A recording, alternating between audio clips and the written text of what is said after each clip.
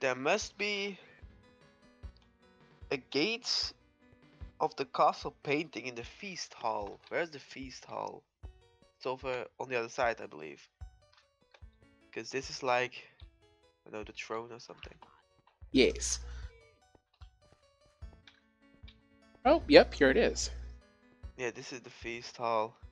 Yeah, there's the gate, there's the gate. This is the painting of the castle, and there's the gate of that painting. Ah! Oh, Oh, yeah, we found Agni's it. Secret Library. Okay.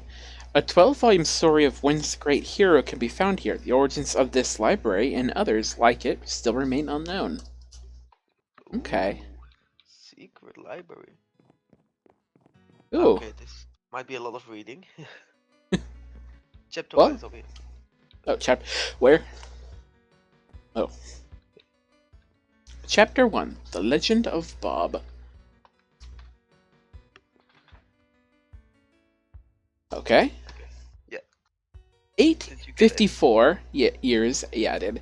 After the portal was first opened, Ragni suffered one of the largest raids ever recorded on Western soil. Although the famous forts of Ragni and Troms were deemed impenetrable, this was unfortunately not the case when seas of monsters brought by the curse came knocking on the front door or on the front gate. Being so early in the cursed war, Ragni's army numbers were high, and many men laid down their lives to protect the families within the walls.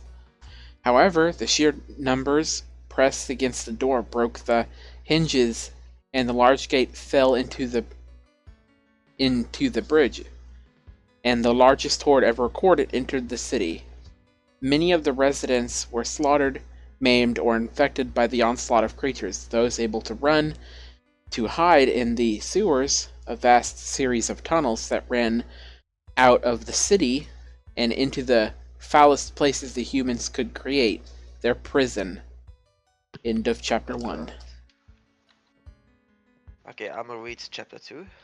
Alright. The Legend of Bob, chapter 2. The idea was to combine two of the most horrible things: the untreated sewage and the dark cells containing Wynn's worst criminals, to add to their suffering.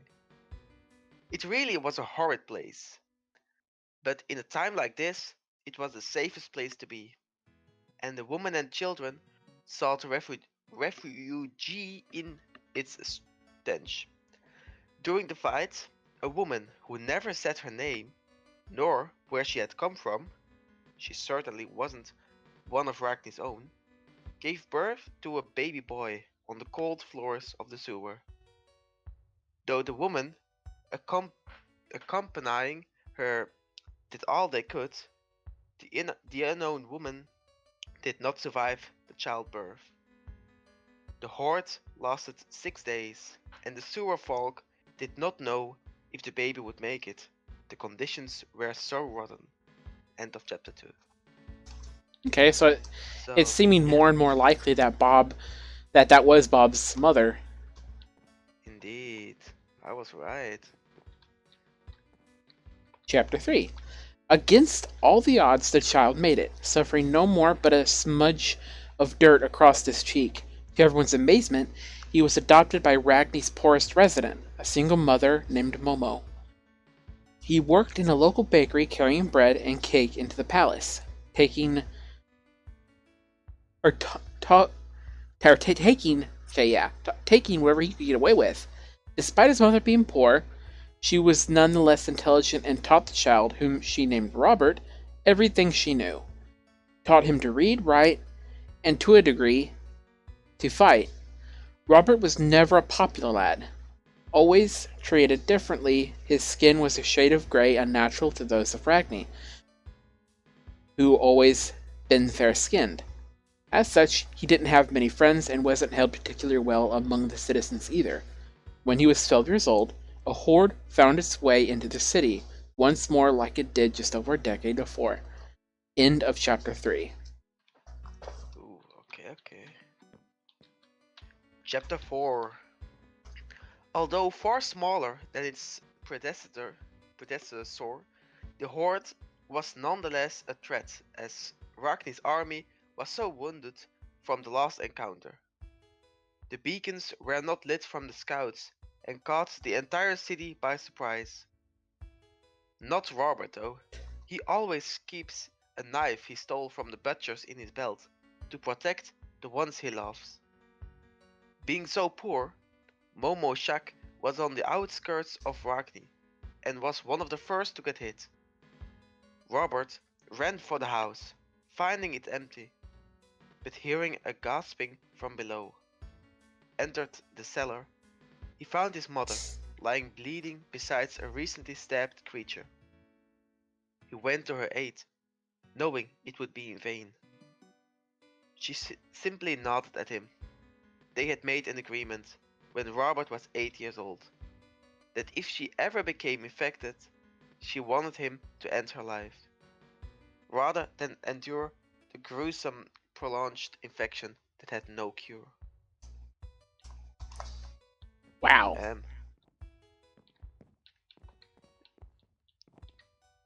Okay. The Legend of Bob. Okay. Chapter 4. Momo placed in Robert's hands a piece of parchment with a crude blood-stained drawing of 4 areas, each with a strange name under it he hadn't heard of. In the fires of the fight, Robert fled from the city, wielding not his butcher's knife, but a pair of pitch-black knives encrusted with symbols that glowed a purple color. A cloak and a pouch holding what little food he had in the house.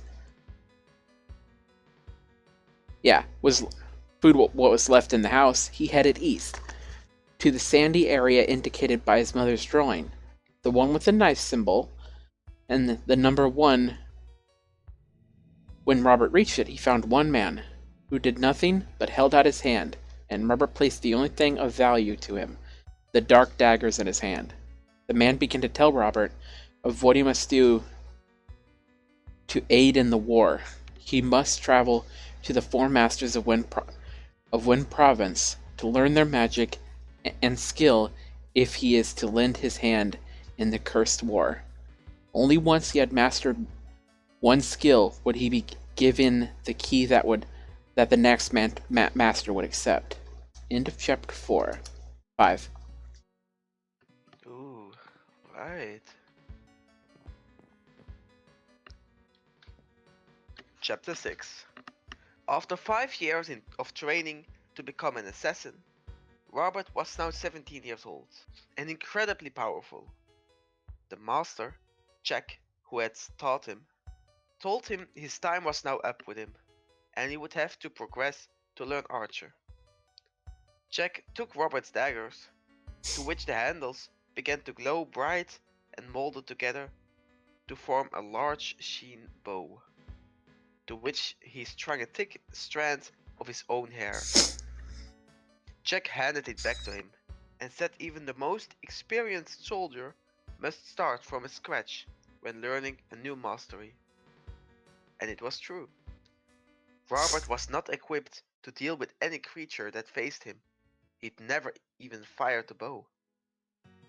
Robert began his journey further south, past the blizzards into a pocket of land he'd never seen on any map. The bow symbol with the number 2 accompanying it. It was home to only one building, a large mansion, to which a man stood with his hands outstretched as Robert approached. Just like 5 years previous, Robert handed him the bow, to which he said, "I am Mael, Master of Archery. Let us begin, just as you progress, as does the war." To which Robert spent a further 5 years, mastering the art of crafting and firing arrows in any situation and learning the magic surrounding the bow. End of chapter 6. I bet that one was the most useful. Yes, that's true. The Legend of Bob, chapter 7, I believe. In this time, Robert had also learned about the areas he trained in. Mal was learned, yeah, Mal was incredibly spiritual. The mansion in which he lived in was also a house to many spirits, which found Mal to heal them. Robert learned about the other side and how many of the fallen soldiers returned cursed to fight on the other side, to which Robert secretly hoped he was able to communicate with his deceased mother. However, Robert never expressed these desires, and Mal told him the time had come to learn some magic that involved no physical weapon that that you could hit people with. Robert handed over his bow, to which a familiar glow transformed it into a purple-black rod, with the same purple markings around them. Robert looked at the old frayed map to see the next area with a single line in it, and the number 3, except this time, he knew what area that was. It was the forest he passed through when he was 12 years old to get to the desert to begin his training. He barely made it for the first time since he began his training. Robert was filled with fear. Interesting. Okay. Oh, yeah. Chapter 8. The forest was full of spiders and poison, and the thought of poison always reminded him of the time he... Well, never mind. Never mind that. Robert set off to the forest, wielding a stick that was about as much use as a hollowed-out pumpkin. He couldn't, for the life of him, make it work. Regardless, when he reached the forest, he entered a mystical village, suspended in the trees, lit by hanging lamps, to which the familiar sight of a man with his hand outstretched grasped the wand Robert laid in his hand. You are halfway through your journey. Do not let frustration warp you. Let us begin the hardest of all arts, were the first words Eat, the magical master, had ever said to him. And it was certainly true. Wand lore had not come so easily to him as knavery or archery had. However, the arts of magic eventually flowed through him over the coming 5 years, to which point Robert was now 27 years old, and beginning to wonder if he could ever remain young enough to fight in the war.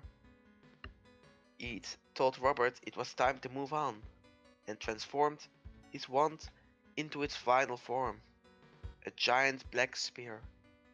Even his mature eyes gleamed at the sight of it. The spear was the weapon of Throm's, the greatest fourth man had ever created. End of chapter 8. Alright, it seems we're getting close to the end now. Indeed.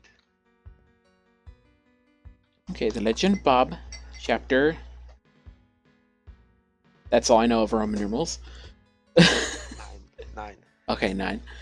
The map indicated that he must travel to Troms, where the last spear symbol and number 4 were written. Upon arrival, Robert was surprised the city had been hit hard. He'd never heard of Troms so much as receiving a scratch from the creatures. It was so well guarded. Okay. But then again, Robert had been absent from civilization for 15 years. In the fires, a man stood with his hands outstretched, completely ignoring the pleas of the people around him, begging for help, to which Robert placed his spear. The man said, "This is the final leg of your journey. Let the plights of this town that you see here today force you onward with your training, and help protect this land when you are done. My name is Fire. Let us end your training." Robert spent the next 5 years learning the skills surrounding the spear in the great city of Troms, rebuilding and defending it when necessary in his spare time. It was the first time he was with the people, and by people, I mean people that aren't strict masters of their art that seem to solely exist to teach Robert the ways of the soldier. End of chapter 9.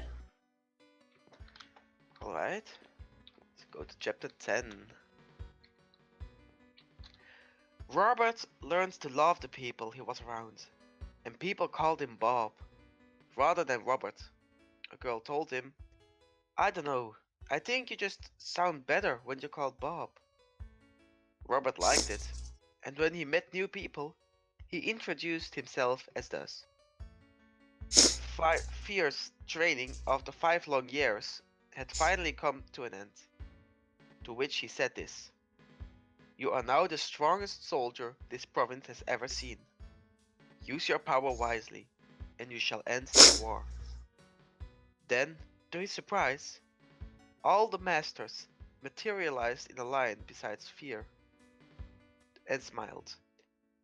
Mael was even nodding slowly at him, to which a voice behind him said, Why are you crying, Bob? There's no one there. The 4 masters vanished, and Bob knew what he must now do. Return to Ragni to save what little is left of it. End of chapter 10. Oh, so they were spirits all along. Yeah, indeed. Legend of Bob, Chapter 11. Bob then spent the remainder of his life serving as Wynn's private demigod, destroying all creatures that ever came near a settlement under his protection. He did not pass on his skills in fear that they would not be used for the greater good, which troubled him. For if he were to pass, who would replace him? Certainly not his 3 companions. The animals which he loved dearly, perhaps he would brew them a potion prolonging their life. They were good animals after all. Bob's story quickly became a huge beacon of hope for many fighting in the war. No one could defeat Bob and his dark weapons. However, this is where the story became myth, I'm afraid. After over a century of fighting, Bob vanished in the year 984 AP. After Portal. End of Chapter 11. Chapter 12. It was rumored he heard of a beast corrupting the province, promoting the war and increasing the strength of the monsters. I imagine Bob probably sought to destroy it, but in his old age perhaps he wasn't up to the mark. It was then though, just 1 year after his disappearance, Bob's tomb appeared in the snow, marking the place where he was buried. By whom? No one knows. Perhaps it was the killer, or maybe it was his master's magic. It still lies there today, holding his body. It is worth to visit. Many have told of great adventures and magic surrounding this place. One thing is for sure, Bob truly was the master of the wind arts, and will forever go down in our history as the mightiest soldier. Perhaps one day, someone will follow in his footsteps. The end. Dang. Very interesting. Yeah. So now we know everything about Bob. Yeah. And his story. He apparently was kind of like the Avatar in a way. Yeah, he was. Yeah, and I heard people talking in chats about like Bob's tomb. And but it's like a very high level place, I believe. Don't think I can find it on the map, but Well, we'll eventually get to that area, and we'll be able to see that. Indeed. So we must remind this. This very interesting. Alright. Let's keep this somewhere in our head.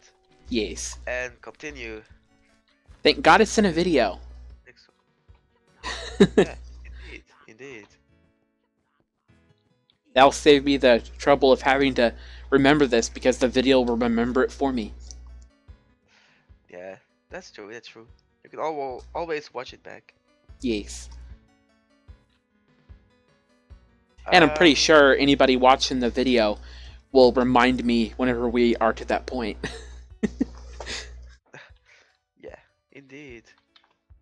At least I hope so. Yes.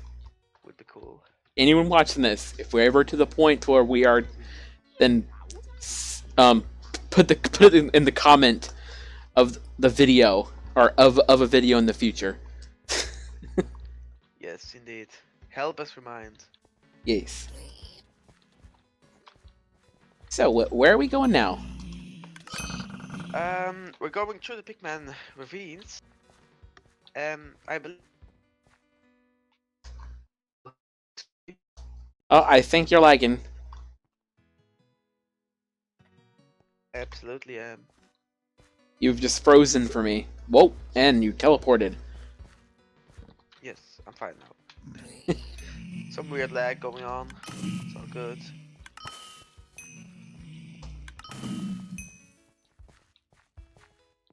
Yes. Yeah, these are just low levels. You can just fire through them.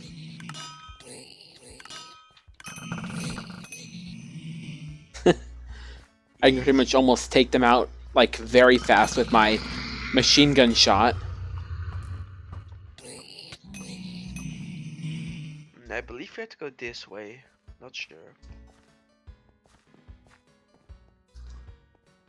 Trying to. Yeah, I believe it's here. Oh, cave. Okay. Yeah, it's here. There is something with this, like, black. I don't know, roots or something. Might be roots.